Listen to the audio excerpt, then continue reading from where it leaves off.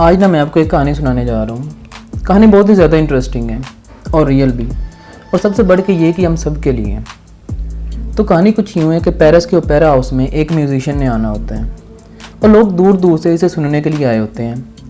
Halls के सारे tickets बिक चुके होते हैं। लोग बड़ी बेसब्री से कॉरिडोर और सीढ़ियों पर खड़े होकर म्यूजिशियन का वेट कर रहे होते हैं। लेकिन होता कुछ यूँ है कि काफ़ी देर हो चुकी होती है और म्यूजिशियन अभी तक भी स्टेज पर नहीं आया होता, और लोगों की वो जो एक्साइटमेंट होती है वो बेचैनी में तब्दील हो जाती हैं, और अब लोग बड़ी बोरियत से एक दूसरे की तरफ देख रहे होते हैं। फिर अचानक स्टेज का पर्दा उठता है और शो का मैनेजर हाथ में माइक लिए स्टेज पर आता है और बड़े अफसरदा लहजे से लोगों को मुखातिब करते हुए कहता है कि मुझे बहुत अफसोस है कि हमारे म्यूजिशियन की तबीयत अचानक ख़राब हो गई और हमारा स्टाफ उन्हें हॉस्पिटल ले गया है।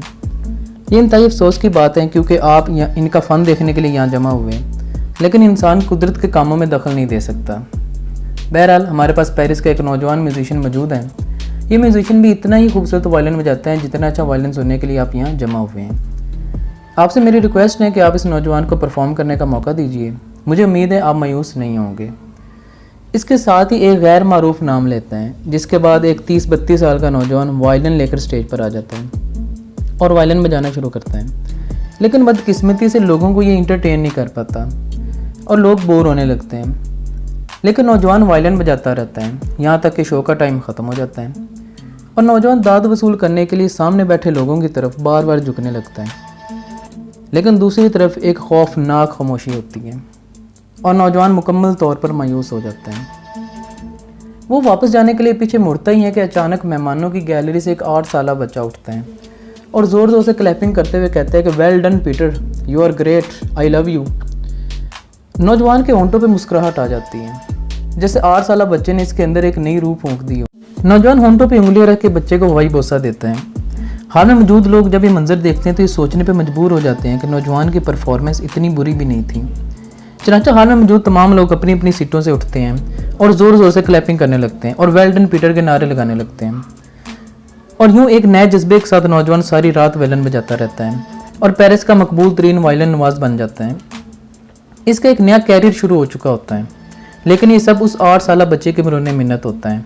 हम सब इंसान हैं और इंसान के लिए तालियां, वेल्डन, शाबाश, आपने कमाल कर दिया जैसे अल्फाज ऑक्सीजन की हैसियत रखते हैं। हम रोज़ाना जिस मुशक्क़त से गुजरते हैं, सुबह से लेकर शाम तक जो भी काम करते हैं, इसका सिर्फ एक ही मकसद होता है, वेल्डन और शाबाश। और शायद यही वो चीज़ थी जिसने इंसान को पत्थर के दौर से निकाल कर आज न्यूक्लियर पावर की दुनिया में ला खड़ा किया। दुनिया के पहले इंसान और आज के इंसान के लाइफस्टाइल में ज़मीन आसमान का फ़र्क है। जबकि आदम अलैहिस्सलाम के ज़माने की भैंस और आज के दौर की भैंस में कोई फ़र्क नज़र नहीं आएगा। ये कल के दौर में भी चारा खाती थी और आज के पिज़्ज़ा दौर में भी चारा ही खा रही है। इंसानों और जानवरों में ये फ़र्क क्यों है? ये फ़र्क तालियों, शाबाश और वाजिबा का ही मरूने मिन्नत है। असल में इंसान में दूसरों को मुतासर करने की खौफनाक ख्वाहिश मौजूद है। हम जब किसी के लिए तालियां बजाते हैं तो इसके हौसले को 1 सेकंड में 18वां गियर लग जाता है और इसके अंदर का ख्वारिज़मी जाग उठता है। आप दुनिया के किसी भी नामवर शख्स की हिस्ट्री निकाल कर चेक कर लें, आपको इसमें एक ऐसा करैक्टर लाजमी नजर आएगा जिसने इसके लिए आगे बढ़कर क्लैपिंग की होगी, इसे वेल्डन कहा होगा। और हर वो माशरा कामयाब होता है जिसमें आगे बढ़कर वेल्डन कहा जाता है, एक दूसरे को सपोर्ट की जाती है। और हर वो माशरा पीछे रह जाता है जो हौसला अफजाई करने के मामले में कंजूसी करता है।